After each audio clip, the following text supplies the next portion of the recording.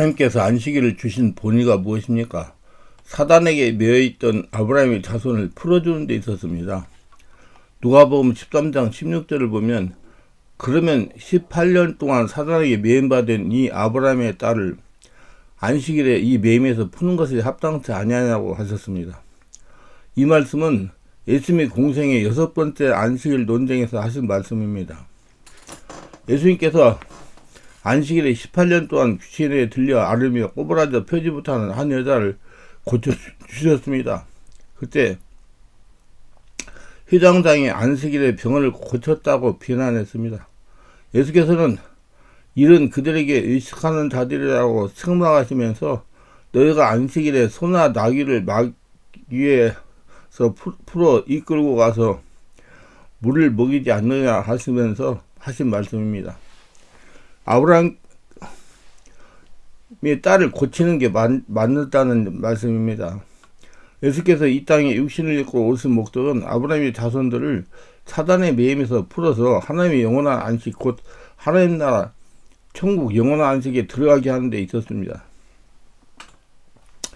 예수님을 보내신 하나님 아버지의 뜻이 바로 이 일에 있었고, 예수님 자신 또한 아버지의 뜻에 온전히 순종하여 그 일을 이루어 나가셨습니다. 그래서 참 안식 속에 들어온 사람들로 하여금 하나님 아버지와 그 아들 예수 그리스도를 공경하게 하십니다. 그리고 마가복음 2장 27절에 보면 예수님께서 안식일에 대해 말씀하시기를 안식일은 사람을 위하여 있는 것이요 사람이 안식일에 의해서 있는 것이 아니라고 말씀했습니다. 그렇습니다. 안식일은 사람을 위하여 있는 것입니다. 사람이 안식일을 위하여 있는 것이 아닙니다. 그러므로 안식일을 지키려고 하는 일이 사람을 올무에 가두는 일이 되어서는 안 되는 것입니다. 안식일이라고 해서 짐승이든 사람이든 간에 마땅히 줘야 할 먹을 것을 안 준다든지 구덩이에서 건져내야 할 것을 안 건져준다든지 하는 것은 안 되는 것입니다. 오히려 배고픈 자에게 먹을 것을 주고 구덩이에 빠진 짐승을 건져냄으로써 안식일의 본의 곧 안식일의 바른 정신을 나타내야 하는 것입니다. 마가복음 3장 1절 6절에 예수께서 다시 회당에 들어가시니 한쪽 손마른 사람이 거기 있는지라. 사람들이 예수를 고발해야 하여 안식일에 그 사람을 고치시는가 주시하고 있거늘 예수께서 손마른 사람에게 이르시되 한가운데 일어서라 하시고 그들에게 이르시되 안식일에 선을 행하는 것과 악을 행하는 것, 생명을 구하는 것과 죽이는 것 어느 것이 옳으나 하시니 그들이 잠잠하거든 그들의 마음의 완악함을 탐색하다 노하심으로 그들을 둘러보시고 그 사람이 이르시되 내 손을 내밀라 하시니 내밀매 그 손이 회복되었더라.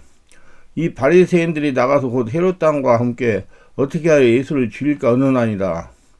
예수님이 그들에게 이르시되 안식일에 선을 행하는 것 악을 행하는 것 생명을 구하는 것 죽이는 것 어느 것이 옳으냐고 하시니 질문에 대해 서기관과 바리새인들의 반응이 어땠습니까? 오늘 마가복음 3장 4절을 보니까 저희가 잠잠하거든이라고 했습니다. 이들이 왜 잠잠했을까요? 이들이 어느 것이 옳은지 몰라서 대답하지 못했을까요? 아닙니다. 어린아이도 대답할 수 있는 사실을 그들이 모를 리가 없습니다. 저희가 잠잠한 까닭은 그동안 자기들이 만들고 지켜오고자 했던 또 가르쳐왔던 안식일 규정을 근본적으로 손질해야 되기 때문이었습니다. 그들의 자부심인 안식일 준수와 관련해서 그들이 근본적으로 오해하고 있었다는 사실을 인정하고 시인해야 되기 때문이었습니다. 그리고 그들이 예수님의 질문에 잠잠한 것은 그들이 진리를 사랑하는 사람이 아니었음을 스스로 드러내주고 있습니다. 그들에게는 진리보다 기존의 전통과 규례를 고수하는 일이 더 중요했습니다. 이것이 바로 낡은 가족부대의 모습입니다. 예수께서는 진리의 말씀을 듣고도 인정하지 않은 이런 태도를 마음의 완악함으로 규정했습니다. 마가복음 3장 5절을 보면 저희의 마음의 완악함을 근심하사 노하심으로 저희를 둘러보시고라고 했습니다. 성경에서 완악하다는 것은 단지 고집스러운 기질을 뜻하지 않습니다. 어떤 유혹이나 위험 속에서 진리를 고집하는 태도는 우리 예수님의 으뜸이십니다. 무지함이 진리를 깨닫지 못하는 것이라면 완악함은 깨달은 진리조차 인정하지 않는 것입니다.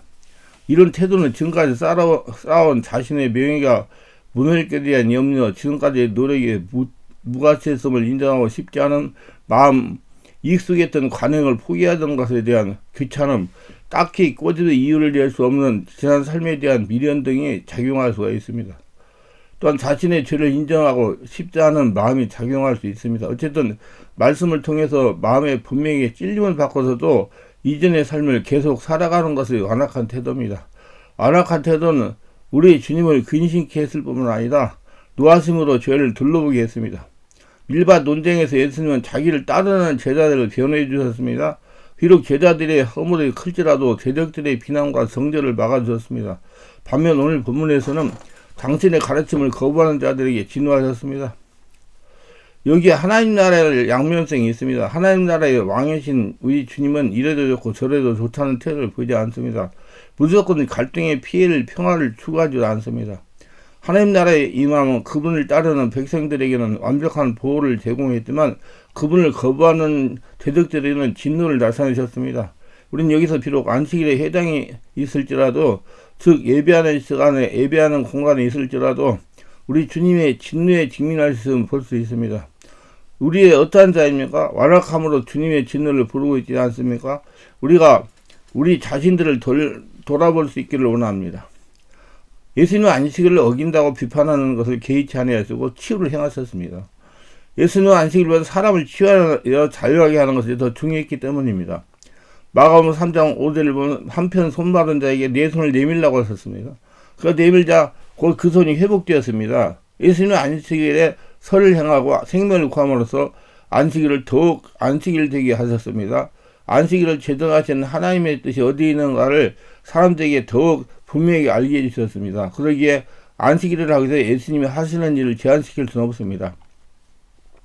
안식일에 선을 행하는 것이 옳으니라. 마태복음 12장 12절. 이 말씀은 단지 한편 손마른 자를 고쳐주는 그와 같은 선을 행하는 것이 옳다라는 사실을 말씀해주고 있는 것이 아닙니다.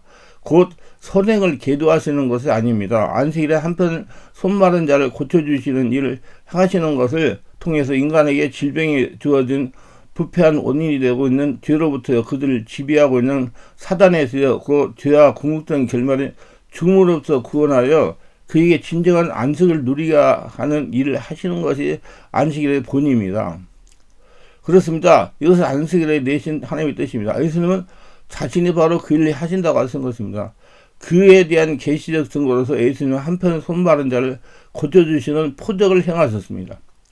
예수께서 한편 손마른 자를 무리들 한가운데 세우시고 네 손을 내밀라고 하셔가지고 그의 손을 회복시켜 주셨습니다. 예수님께서는 회당에 모인 모든 사람들에게 이 사실을 보게 하셨습니다. 그러면 예수님께서 안식일에 한쪽 손마른 자를 고쳐주시는 걸 본 그들의 반응은 어떠합니까? 마가복음 3장 6절에 보면 바리새인들이 나가서 곧 헤롯 왕과 함께 어떻게 하여 예수를 죽일고 의논하니라 그랬습니다. 예수께서 한쪽 손마른 자를 고쳐준 걸 본 서기관과 바리새인들은 회당장 밖으로 나갔습니다. 그들은 살기가 가득하여 헤롯 왕과 함께 어떻게 하면 예수를 죽일까 의논했습니다. 여기서 이들의 악함을 볼 수 있습니다. 헤롯 땅은 정치 집단입니다. 이들은 갈릴리에 다스린 분봉왕 헤롯 안티파스를 중심으로 헤롯 가문을 차지하는 사람들로 보입니다. 이들이 자신들의 기득권을 유지하기 위해서 로마의 식민 통치를 긍정해야 했습니다. 반면 바리새인들은 유다 민족에 대한 자긍심이 강한 민족주의자들입니다. 이러므로 이들은 서로 상극인 관계에 있었습니다. 그런데 이들은 예수님을 죽이기 위해서 함께 손을 잡았습니다. 바리새인들과 서기관들은 예수님께 진노하실 때 마땅히 회개했어야 됐습니다. 하지만 그들은 회개하지 않았습니다. 오히려 주님의 진노 앞에서 그들은 분노해가지고 원수와 손을 잡고 예수님을 대적해 하였습니다. 시간이 지나서 바리새인들은 중심으로 한 유대주의는 점점점 굳어져 갔습니다. 이것이 그들의 주님의 교훈을 듣지 못해서가 아니고 주님께서 말씀하신 진리를 깨닫는 능력이 부족해서도 아닙니다. 예수님의 말씀이 진실하다는 증거가 부족한 탓도 아닙니다. 그들은 완악함 때문이었어요. 옛 형식을 고집하며 악을 행하고 생명을 죽일도 정당화해버리는 바리새인들로서는 예수님과 말미암아 시작된 하나님 나라를 담아낼 수가 없습니다.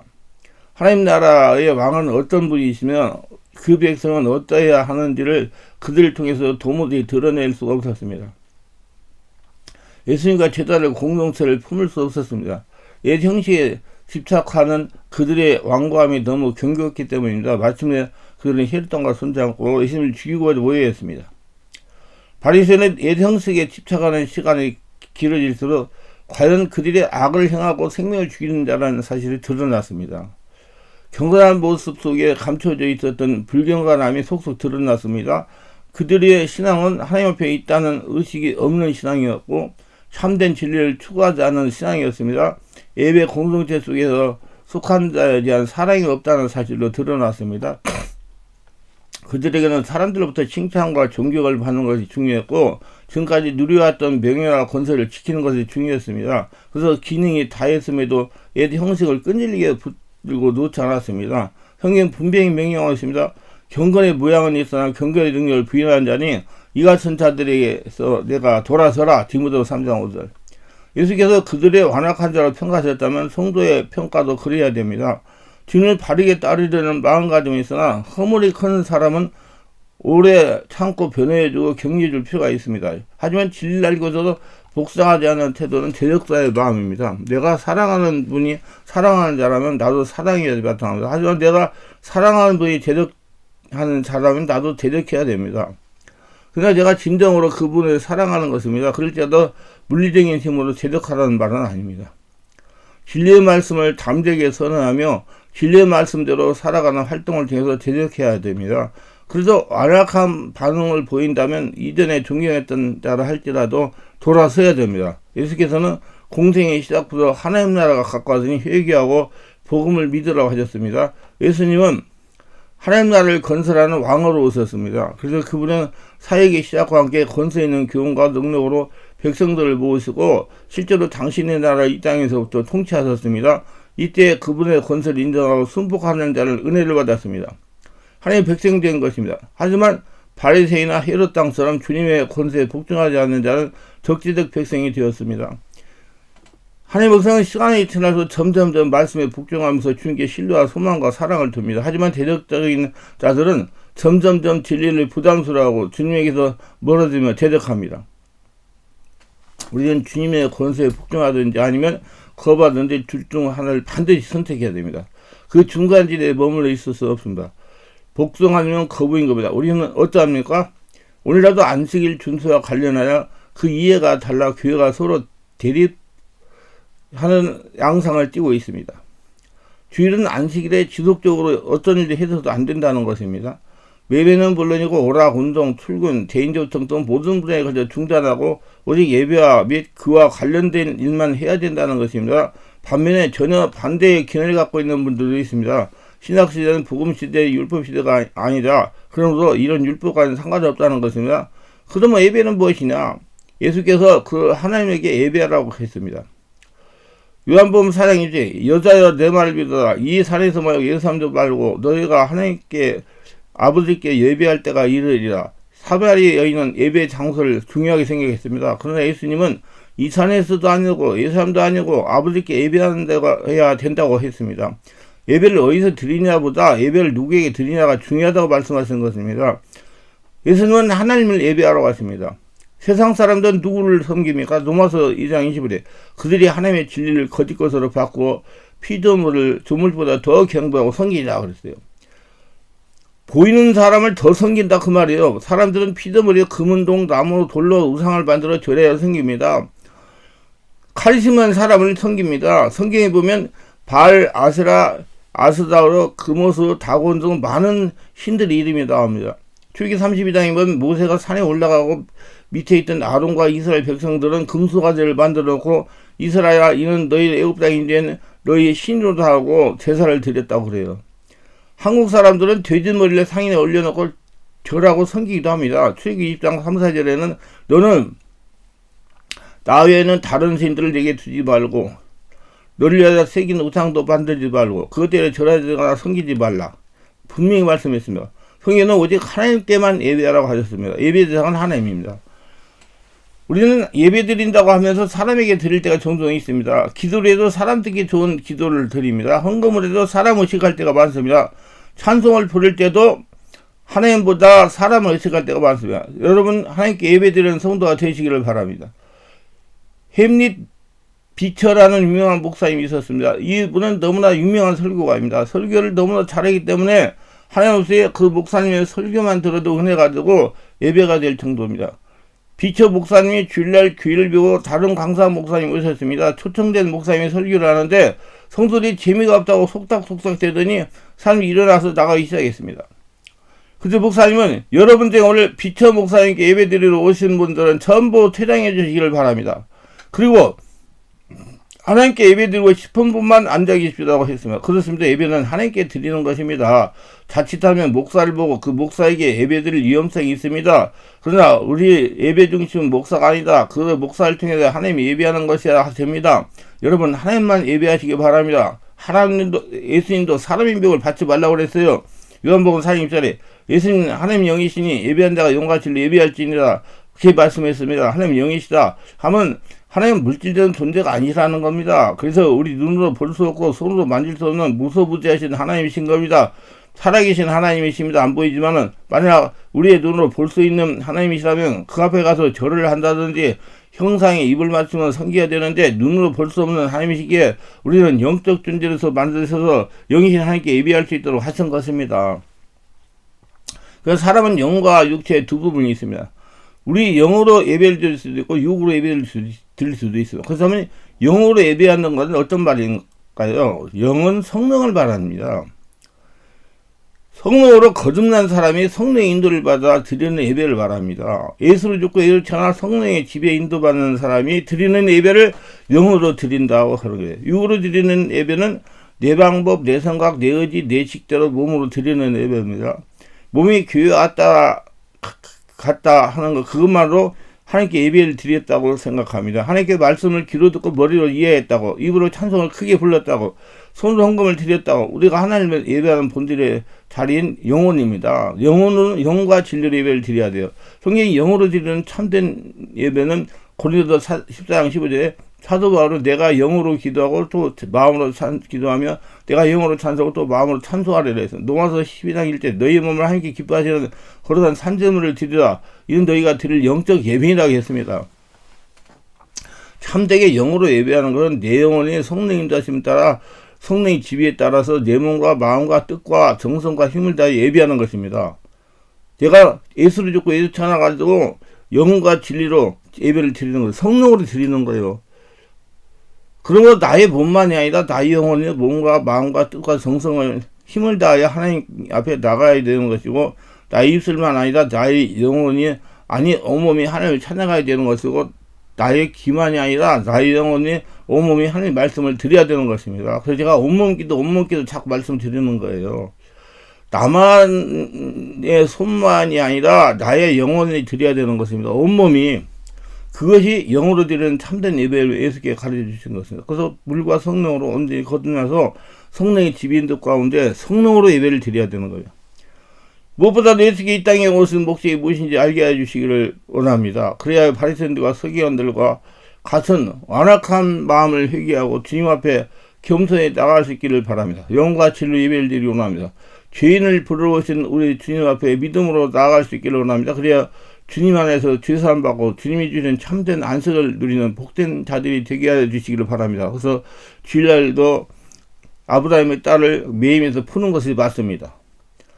왜? 주일은 하나님 나라를 전하고 하나님께 예배하는 날이기 때문에 묶임 있는 자가 진정으로 하나님께 예배할 수 없기 때문에 그래서 저는 주일날도 안수기도를 하고 성령 역사를 일으키고 치유를 하고 귀신을 쫓아내고 병든 자를 고칩니다. 모두 다 풀어주는 모두가 되시기를 바랍니다. 기도합니다. 오늘도 저희 설교를 끝까지 시청하시는 분들 축복하셔서 특별하게 구독, 좋아요, 알람 설정 공유하시는 분들을 기억하시고 성령으로 세례받고 불치병을 치유받고 살아계신 하나님의 성전으로 살아가며 하나님의 자신이 하나님 나라 보물이 되어 평생 하나님과 동행하며 하나님의 축복을 거둬들이며 살게 하옵소서. 예수님의 이름으로 기도드립니다. 아멘.